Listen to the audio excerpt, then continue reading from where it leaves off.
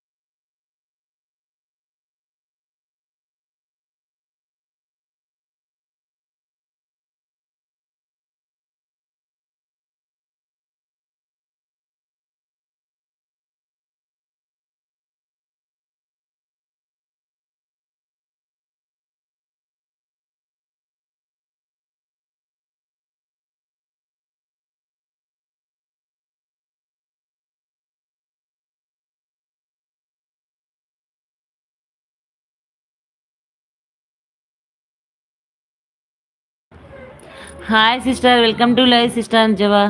జలుబు చేసిందా సిస్టర్ గారు మీకు ఇప్పుడు? లేదు లేదు అన్నయ్య,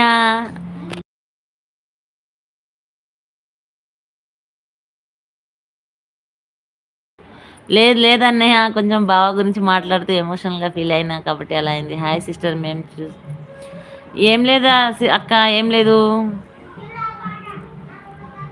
నీ ఏదో కష్టంగా మాట్లాడుతున్నారు. లేదన్నయ్య, కష్టంగా ఏం లేదు. కొంచెం బావ గురించి మాట్లాడా కాబట్టి ఎమోషనల్గా ఫీల్ అయిపోయినా కొంచెం.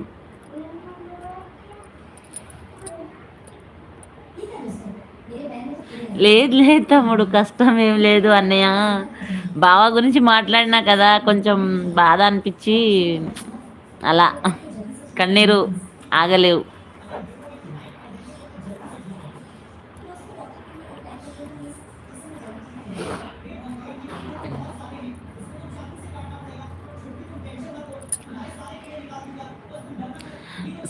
అన్నయ్య నేను మంచిగానే ఉన్నా. నేను అసలు నిజం చెప్తున్నా అన్నయ్య. నాకు 2021లో కరోనా వచ్చింది.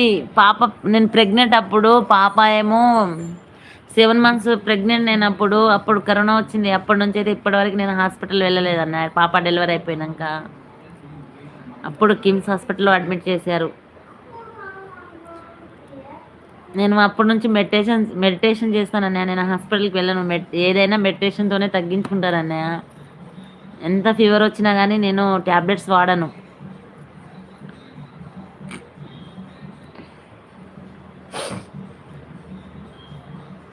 ఎంత ఫీవర్ వచ్చినా, ఎంత హెడేక్ వచ్చినా, ఏం ఉన్నా నేను అసలు ట్యాబ్లెట్స్ వాడను అన్నయ్య. నేనైతే ఏమంటారు, మన మెడిటేషన్తోనే తగ్గించుకుంటాను అన్నయ్య. మెడిటేషన్ చేస్తాను నేను ఎక్కువసేపు.